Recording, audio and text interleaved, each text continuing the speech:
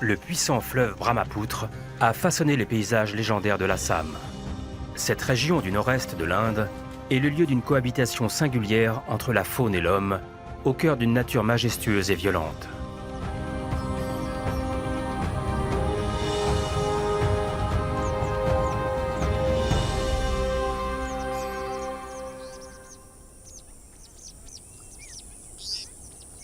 L'hiver, au petit matin, un épais brouillard vient recouvrir le parc national de Kaziranga. Classé au patrimoine mondial de l'UNESCO, celui-ci abrite les 5 grandes espèces emblématiques de l'Asie. Des rhinocéros indiens unicornes, des barassingas ou cerfs de Duvaucel,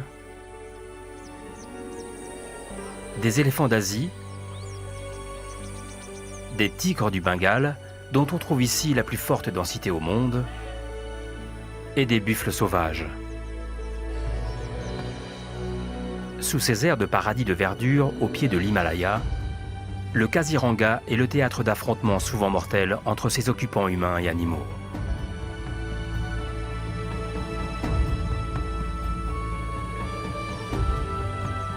Le Brahmapoutre marque la frontière nord de Kaziranga.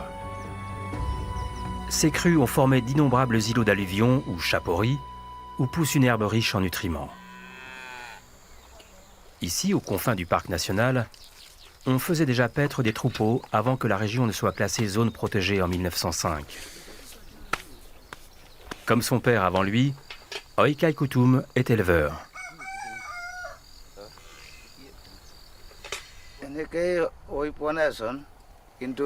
Il arrive que des tigres accèdent à l'île, mais ça ne pose pas de gros problèmes. S'ils attaquent une bête, on part à la recherche du cadavre.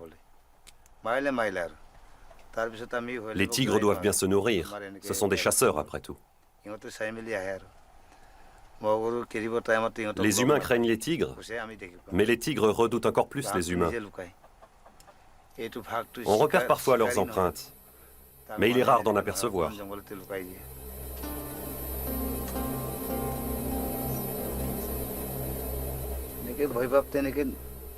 La plupart des gens ont peur, mais pas moi. Mais je reste quand même toujours à proximité de mon troupeau. Sinon, je me sentirais trop isolé. Les tigres du parc national tout proche représentent pourtant un danger quotidien.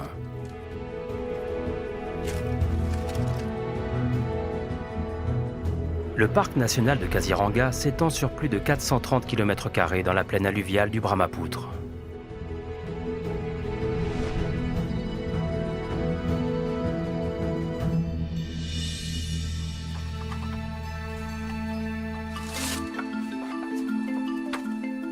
Tous les matins, Oikai attend le collecteur de lait. Celui-ci se fournit chez lui avant d'aller livrer les hôtels des alentours. Ces buffles sont bien connus pour fournir le meilleur lait de la région.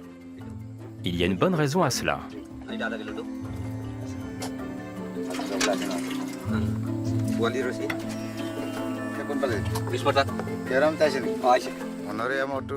Les buffles de mon exploitation s'accouplent régulièrement avec les buffles sauvages du parc national. Leurs petits sont donc porteurs de gènes de l'espèce sauvage. Mais ça ne les empêche pas de s'accommoder de la présence de l'homme. Ce n'est pas le cas des buffles sauvages, une espèce rare et dangereuse. Aucun autre bovin ne possède des cornes aussi longues. Les mâles, qui pèsent parfois plus d'1 tonne, défendent leur territoire à la moindre menace. On ne peut pas garder nos bufflons, sinon ils finissent empalés sur les cornes des buffles sauvages qui nagent jusqu'à l'île pour s'en prendre à eux. On a déjà perdu 3 jeunes mâles comme ça cette année. Bien que récalcitrant, celui-ci va donc quitter l'île au nom de la sécurité de ses congénères.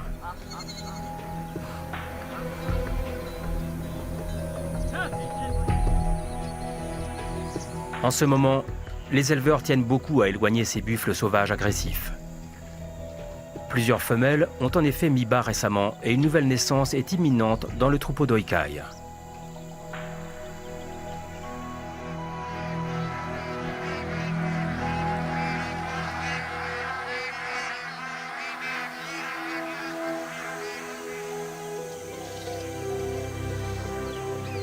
Kaziranga regroupe 70% des rhinocéros indiens d'Asie.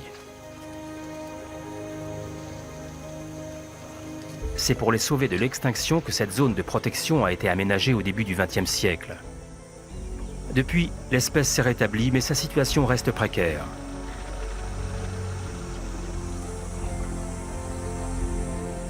Journaliste et garde forestier bénévole, Uttam Saikia est un enfant du pays. Travailler ici, c'est un peu comme faire des études. Chaque jour, j'apprends des choses nouvelles et je prends un peu plus conscience de la valeur de la vie et de ma propre responsabilité vis-à-vis des animaux. Mais tout le monde ne fait pas preuve d'autant de respect. Et malgré les patrouilles armées, la faune est traquée au cœur même de Kaziranga. Pour espérer sauver les rhinocéros, il faudrait venir à bout des braconniers. C'est un combat à la fois dangereux et épuisant. À grand renfort d'armes et d'argent, des organisations criminelles contrôlent le braconnage dans la région. Les cornes de rhinocéros se vendent cher, 40 000 $ le kilo en Chine ou au Proche-Orient. Les gardes forestiers sont autorisés à tuer les braconniers. Uttam préfère se battre autrement.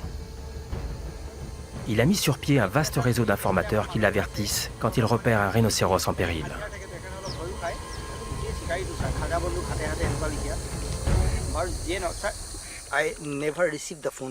Je ne réponds jamais au téléphone, je rappelle. Si un informateur me contacte, je ne veux pas qu'il ait à payer la communication. Alors c'est moi qui rappelle. Allô ?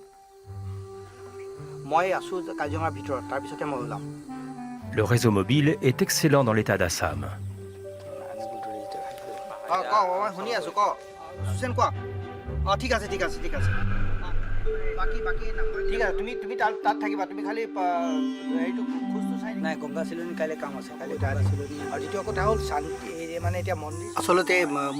Je suis très engagé dans la lutte contre le braconnage.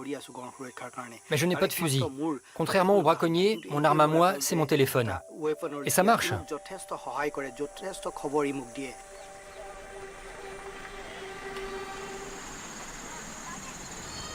Limite sud du parc de Kaziranga, la route nationale 37 traverse tout l'État.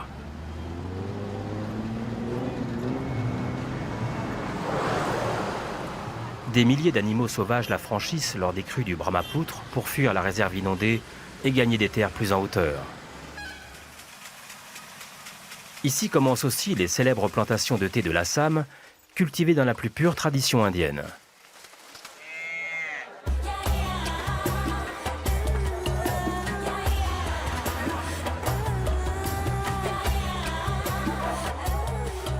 On dénombre environ 150 villages aux abords du parc. Les habitants sont surtout des agriculteurs qui tirent un modeste revenu de leurs rizières. L'approvisionnement en eau potable est un problème récurrent.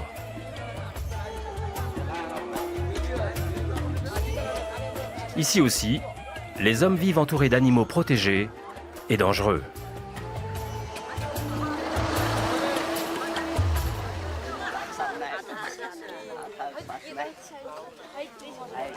Les rhinocéros sont bien visibles depuis ce point d'observation. Ils traversent rarement la route, contrairement aux éléphants qui sortent régulièrement du parc. Une graminée géante appelée herbe à éléphant les attire ici, surtout en hiver.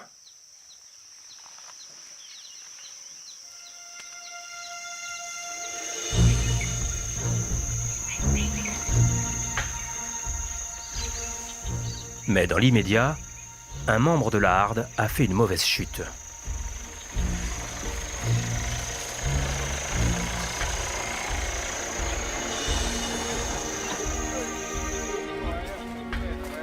Anjan Talukdar est vétérinaire en chef au centre de sauvetage de Kaziranga.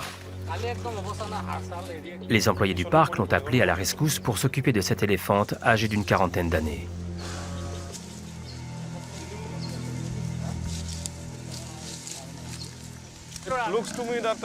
Apparemment, elle a glissé là-bas. Et maintenant, elle n'arrive plus à se relever. On va l'aider à repartir.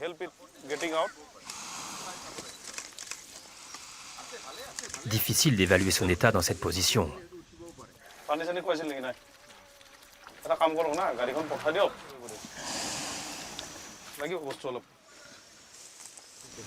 À la tête du centre de sauvetage depuis 2002, Ratin Barman veille sur les animaux du parc et de ses alentours, secondé par Anjan Talukdar.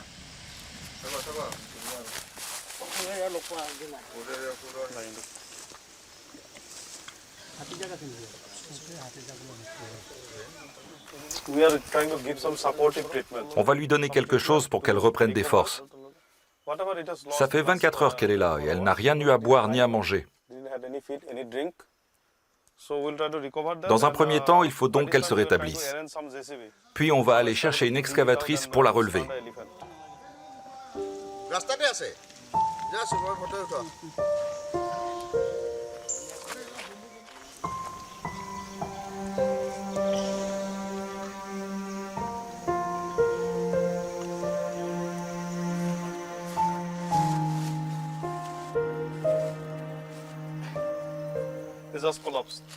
On l'a perdu. C'est fini.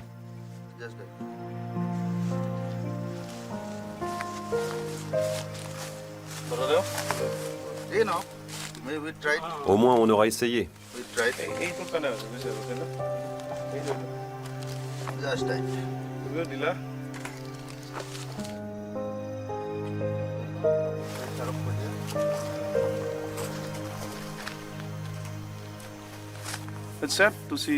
C'est terrible de voir mourir un bel animal comme ça, si jeune. C'est une lourde perte.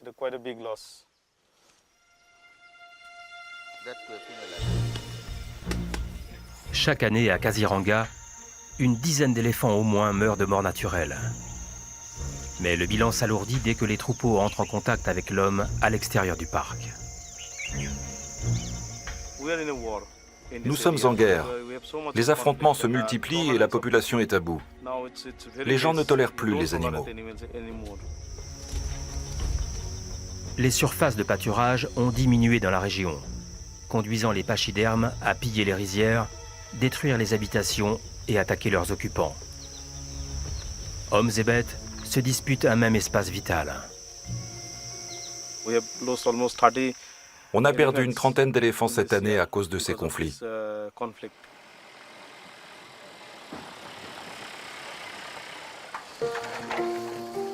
Soigneur au centre de sauvetage, Raju Koutoum s'occupe des éléphantaux qui se retrouvent orphelins en raison de ce climat délétère. Il est de garde cette nuit. 15 heures de travail pendant lesquelles il va devoir nourrir régulièrement les petits.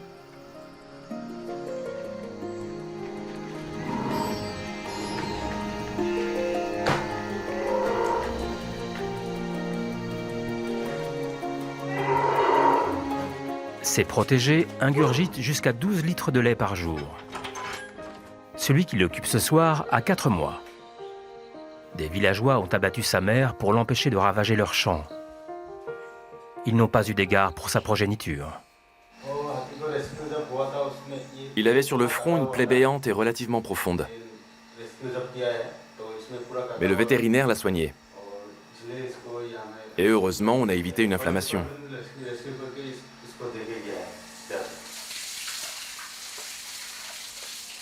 Le jeune mâle est hors de danger.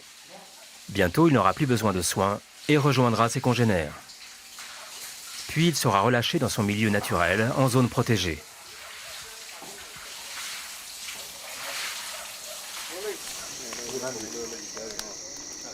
Raju n'a pas toujours été un ami des bêtes. Dans mon village, on avait l'habitude de traquer tous les animaux sauvages. Mais presque tout le monde a arrêté de les tuer après l'ouverture du centre de sauvetage. Et moi aussi, parce que j'ai compris à quel point ils étaient précieux. Je me suis rendu compte qu'ils disparaissaient peu à peu de la planète.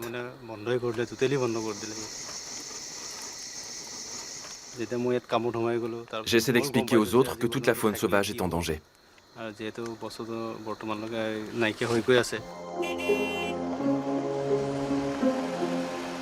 Peu avant minuit, on lui confie une nouvelle victime. Un éléphanteau âgé d'1 mois à peine, retrouvés par des ouvriers agricoles dans le fossé d'écoulement des eaux d'une plantation de thé toute proche. Ces sauveteurs ont tenté en vain de le nourrir de bananes pendant 2 jours. S'il n'est pas assez grand pour avaler des aliments solides, ce beau bébé pèse tout de même 120 kilos.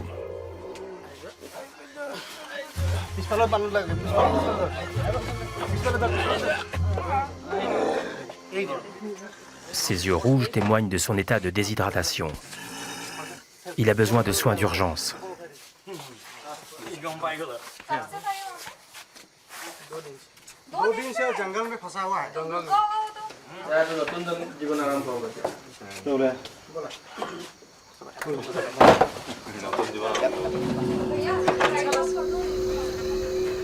Les éléphants se déplacent principalement de nuit. Sur la route nationale et dans les rizières, des gardes forestiers armés s'interposent au besoin entre les troupeaux et les habitants excédés.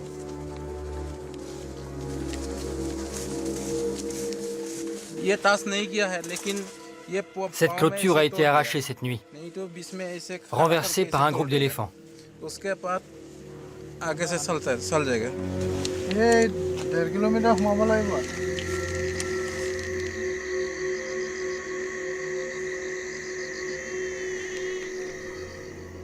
Au petit matin, un paysage lunaire et dévasté révèle l'ampleur des dégâts. Ces champs piétinés régulièrement par les pachydermes deviennent peu à peu incultivables. Ici, une famille d'agriculteurs a perdu en une nuit tous ses moyens de subsistance.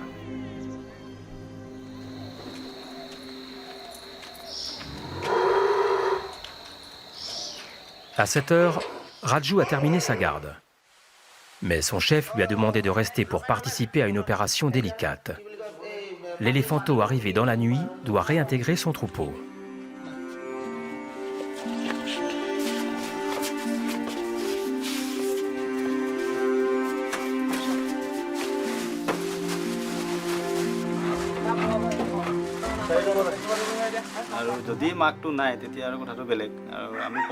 Il est toujours préférable qu'un petit retrouve sa mère. Ça nous tient vraiment à cœur. Forcément, il se portera mieux auprès de sa mère que dans notre centre de sauvetage.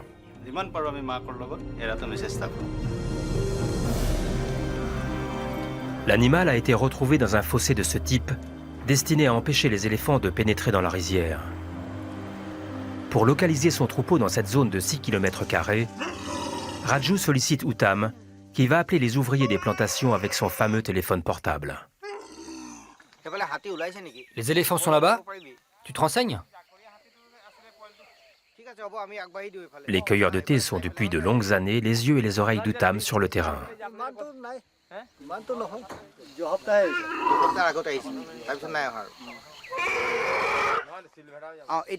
Ils disent que le troupeau est sur leur plantation. Il ne doit pas être bien gros. Nous allons voir.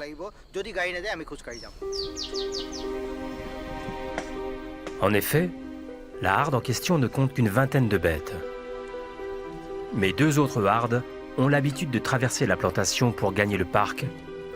La mère de l'éléphanteau ne fait donc pas forcément partie de celui-ci.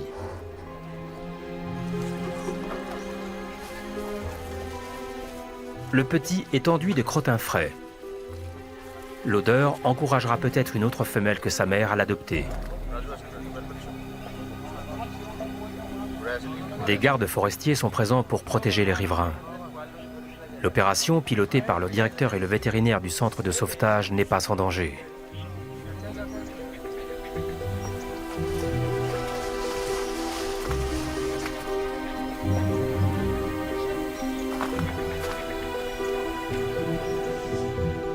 Quelques éléphants se sont détachés du reste du troupeau.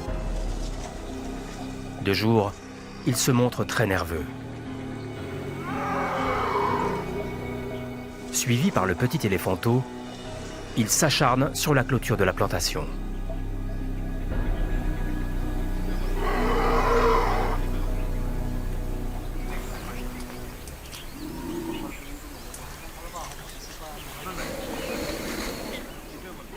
Mais ils finissent par s'éloigner sans manifester le moindre intérêt pour le jeune mâle.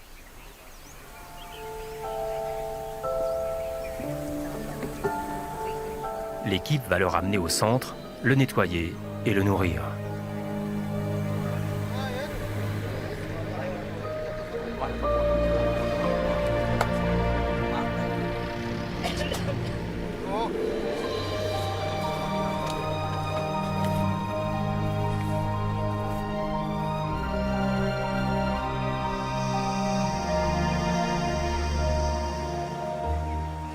Ratin Barman rédige le compte-rendu de l'intervention. On ne peut pas savoir avec certitude pourquoi le troupeau a abandonné ce petit. Mais l'hypothèse la plus probable, c'est qu'il était trop faible pour suivre le mouvement. Il doit donc reprendre des forces. Le temps presse. L'équipe va à nouveau tenter le soir même de lui faire réintégrer sa harde. Après 20 heures de travail, Raju peut enfin rentrer chez lui.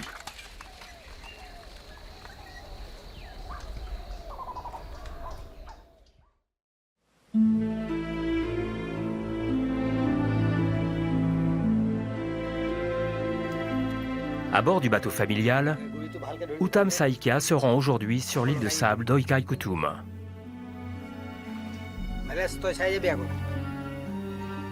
Les îlots et les bancs sableux ne cessent de changer de forme au gré des courants. Ils jouent un rôle stratégique important dans le combat contre la chasse illégale des rhinocéros, car ils permettent d'observer les va-et-vient des embarcations entre le Brahmapoutre et les marais du parc de Kaziranga. Les gardiens de buffles peuvent donc être des informateurs précieux. Aujourd'hui, gardes forestiers et éleveurs se rencontrent pour tenter d'établir une relation de confiance. Uttam fait le lien entre les paysans et les autorités. Un informateur d'un village lui a communiqué le numéro de téléphone portable d'un braconnier.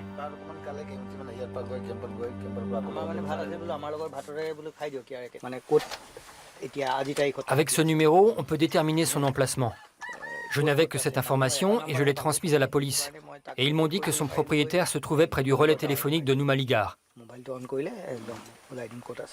D'après mes renseignements, il s'agit d'un groupe de braconniers lourdement armés.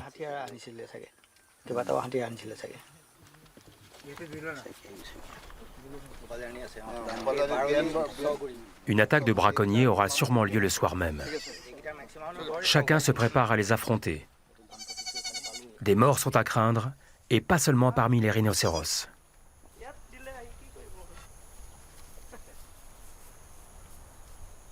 Uttam prend congé. Avant la nuit éprouvante qui s'annonce, Oikai a fort à faire, et notamment une étable à construire avec ses tiges séchées d'herbe à éléphant.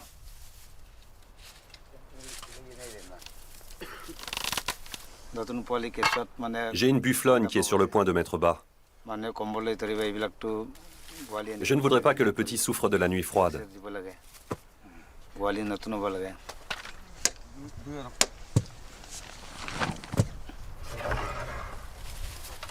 Les voisins sont venus donner de l'aide pour accélérer le processus. L'hiver, les températures nocturnes tombent presque à zéro dans la région. Sans un abri protecteur, le nouveau-né ne survivrait probablement pas. Mais il y a un petit contretemps.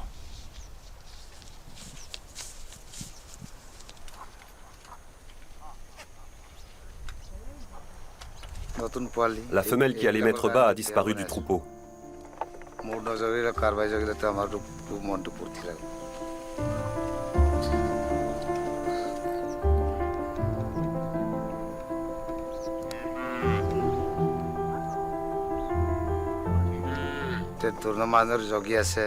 Il faut que je la retrouve. Elle est peut-être là-bas dans les roseaux. C'est-à-dire là où rôdent les tigres.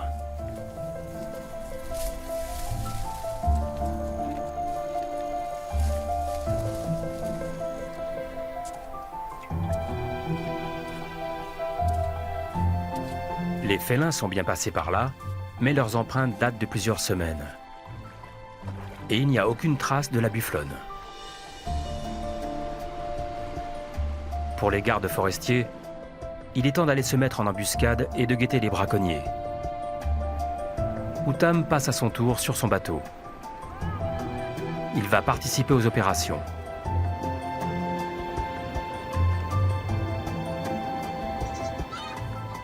Quant à la bufflonne fugueuse d'Oikai, la voilà qui se décide à rentrer au bercail. Elle est en sûreté pour la nuit.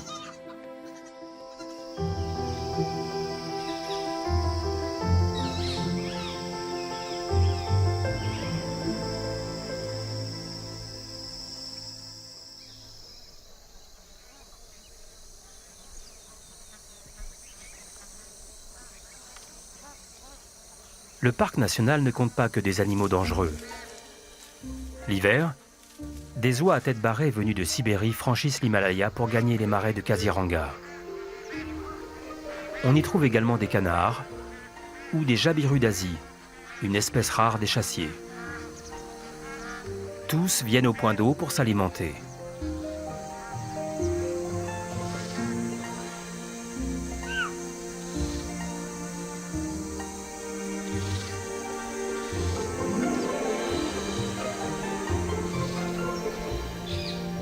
Les troupeaux d'éléphants trouvent eux aussi une nourriture abondante dans le parc. Constamment en mouvement, ils empruntent des itinéraires immuables. Et tant pis si entre-temps des routes et des maisons ont été construites dessus.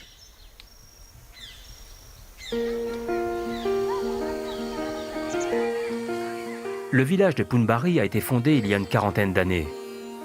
Ses premiers habitants, délogés d'une autre implantation par les crues du Brahmapoutre, ignoraient qu'ils s'installaient sur le parcours des pachydermes.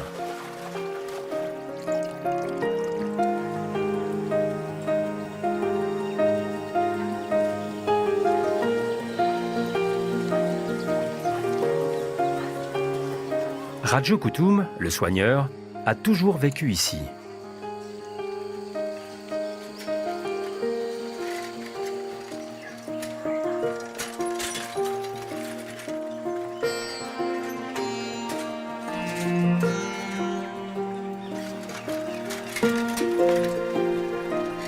Issu de l'ethnie Mishing, installé le long du Brahmapoutre, il occupe une simple hutte de bois et d'argile avec son épouse Urmila et leurs 3 enfants. Une maison qui a déjà été ravagée par le passage des éléphants. Des habitants de Punbari ont également perdu la vie en pareille occasion.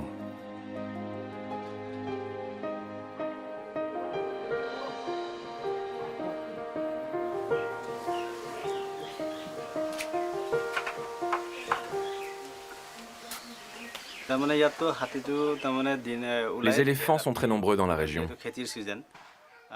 Tout au long de l'année, on en voit passer dans le village. Il faut dire qu'on est tout près du parc national, à la lisière de la forêt.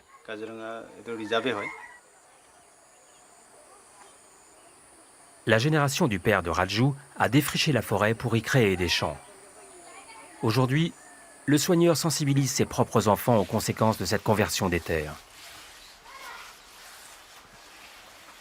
Sa fille aînée a 17 ans.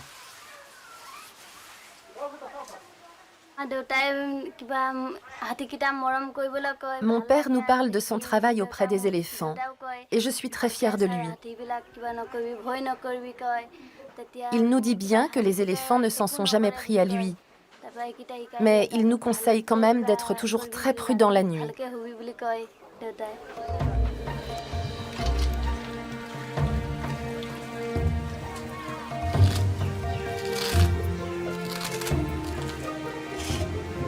La famille s'est accommodée de cette menace permanente. Je n'ai pas peur quand je vois arriver les éléphants. Ils viennent parfois manger des plants de riz dans les rizières submergées.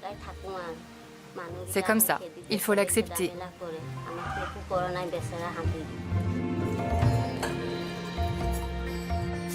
Raju et Urmila ne sont pas allés à l'école. Avant que le jeune homme soit embauché au centre de sauvetage, il gagnait à peine de quoi vivre.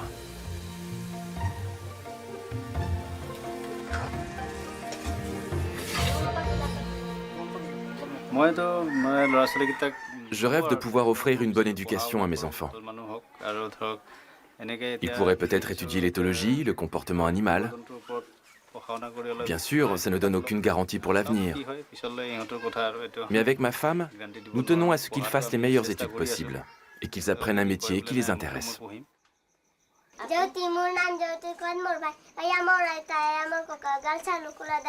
Quand un troupeau d'éléphants se présente en pleine nuit pendant que Raju est de garde, sa famille sait quel comportement adopter. D'ailleurs, Raju n'est pas inquiet pour les siens. Il a acquis un bon karma. Comme je m'occupe des éléphantos, je suis convaincu que ma famille est protégée par le dieu éléphant, Ganesha. J'ai appris à ma femme et à mes enfants à rester aux aguets la nuit et à ne jamais importuner les éléphants. Et s'il leur arrivait quelque chose, je reviendrai immédiatement.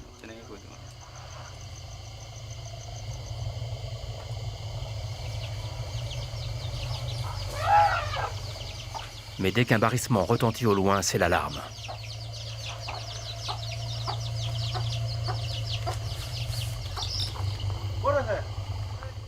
Il est où? Dans les bambous?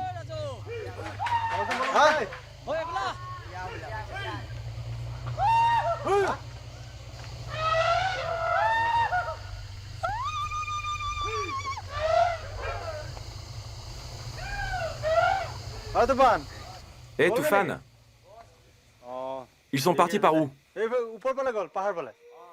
Dans la plantation? Laisse-les partir. Depuis que je travaille avec les éléphants, je demande aux gens de ne pas les tuer. Même s'ils ravagent nos champs, mieux vaut les faire fuir que les abattre. Les volontaires de Poonbari montent la garde. Le feu et le bruit restent les meilleurs moyens d'effrayer les animaux. Mais cette nuit, le danger est ailleurs.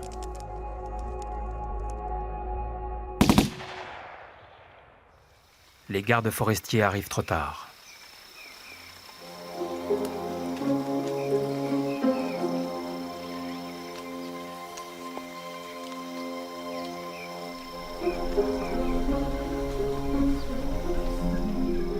Uttam se rend sur les lieux du crime. On était si près du but. Il y a 2 jours, on m'a appelé pour me signaler une bande de braconniers dans le parc et me donner leur localisation approximative. J'en ai donc informé le directeur.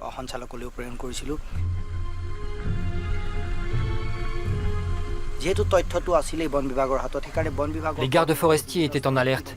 Ils se tenaient prêts à intervenir. Mais malheureusement, les braconniers ont été plus rapides que nous. Ils ont ouvert le feu.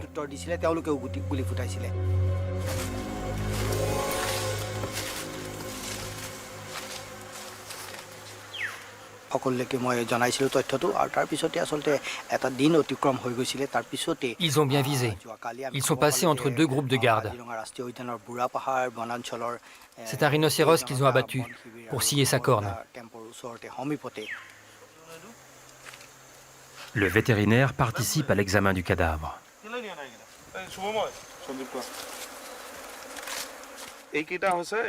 Ce sont des étuis pour fusil d'assaut AK-47, la Kalachnikov. Comme vous le voyez, nous avons trouvé 4 étuis et 4 cartouches intactes de divers calibres.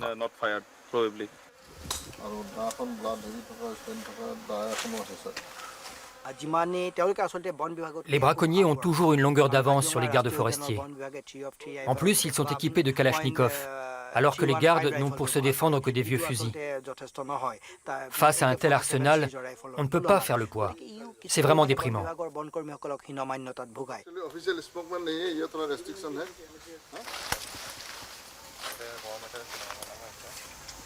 L'équipe rassemble quelques pièces à conviction. Une machette et un chiffon. Un chien policier pourra peut-être en tirer quelque chose.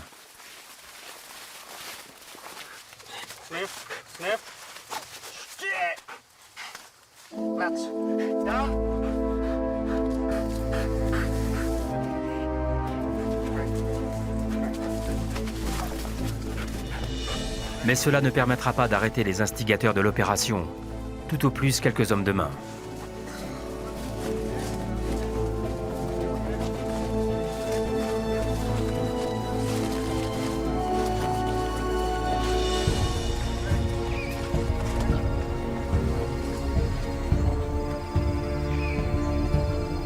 Les organisations criminelles démarchent directement les villageois pauvres en leur proposant des prêts.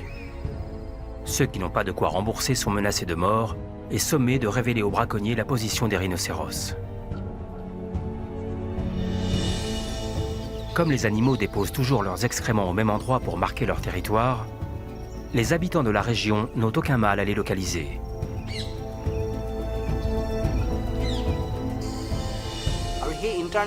Tant qu'on n'attrapera pas ceux qui tirent les ficelles depuis l'étranger, on ne pourra pas mettre fin au braconnage dans le parc. Les braconniers massacrent plus de 25 rhinocéros par an à Kaziranga, tandis qu'Outam et ses informateurs déjouent au moins 3 attaques par mois.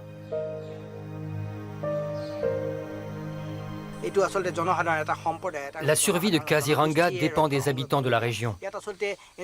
Sans leur coopération, les autorités sont complètement impuissantes. Kaziranga appartient au peuple. Outam veut continuer à servir d'intermédiaire entre les villageois et les pouvoirs publics afin de poursuivre son combat contre le braconnage.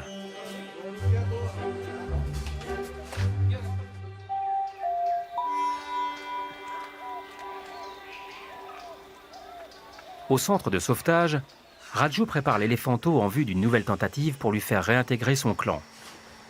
Le petit a déjà passé 4 jours loin de sa mère. C'est sa dernière chance.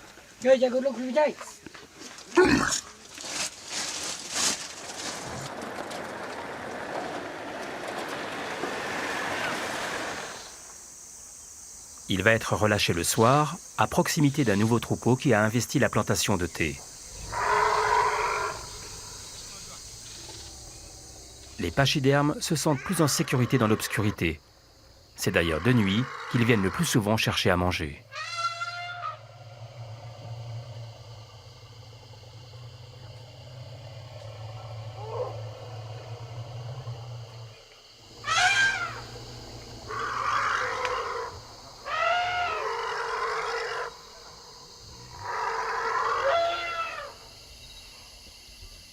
Les éléphants sont parfaitement calmes.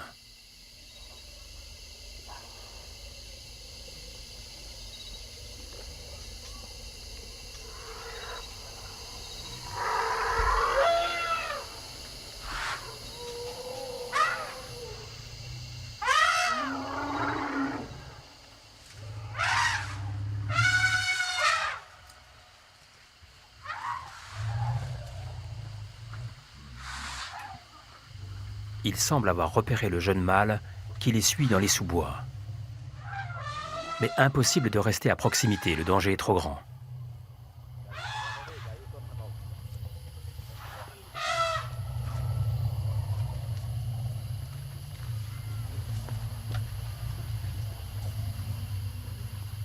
Vu de loin, l'éléphanto semble avoir disparu.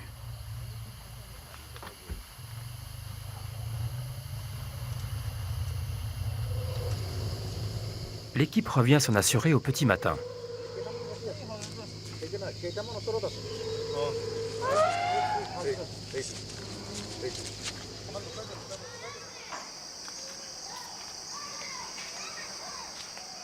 Ratin Barman termine son rapport.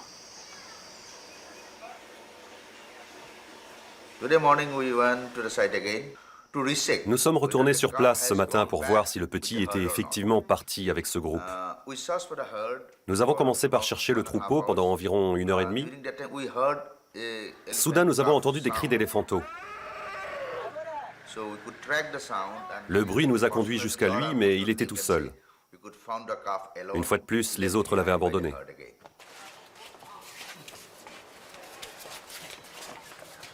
On commence toujours par essayer de réunir les petits avec leur troupeau. En cas d'échec, on prend le relais pour les nourrir au biberon. Ici, en l'occurrence, nous avons fait tout notre possible. On va donc l'élever et l'intégrer à un autre groupe ultérieurement. C'est notre rôle. Raju va jouer les mères de substitution jusqu'à ce que son protégé n'ait plus besoin de lait. Quand j'ai commencé à m'occuper de ces éléphantos orphelins au centre de sauvetage, j'ai appris à interpréter leur comportement. Et j'ai compris peu à peu combien ils avaient besoin de leur mère. Celui-ci n'avait qu'un mois quand on l'a retrouvé dans un fossé. On l'a déjà sauvé, mais ce serait vraiment gratifiant de lui permettre de grandir en bonne santé. Je sais que je contribue à la préservation d'une espèce menacée. Dans 2 ans, l'animal pourra à son tour apprendre aux autres petits à trouver leur nourriture. Puis il sera relâché dans une réserve, loin de l'homme.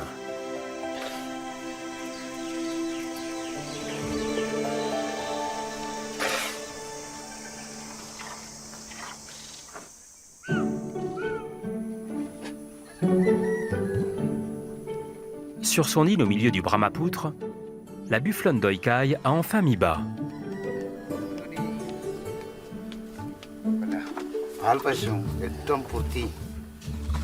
Ça fait un petit de plus dans mon étable. Je suis vraiment très content. C'est une femelle en plus, ce qui est une excellente chose. J'ai déjà fait face à des naissances compliquées, mais cette fois, tout s'est bien passé.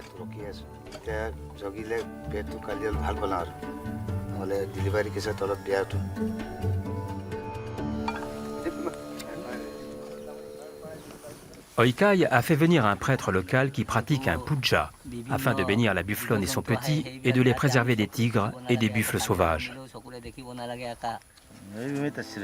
La naissance a eu lieu un vendredi, ce qui est un bon présage pour une femelle.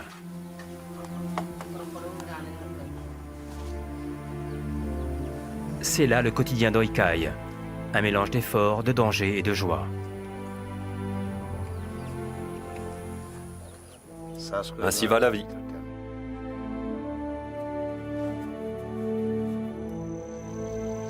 Chaque année, quand le Brahmapoutre sort de son lit, Oikai quitte le banc de sable avec son troupeau.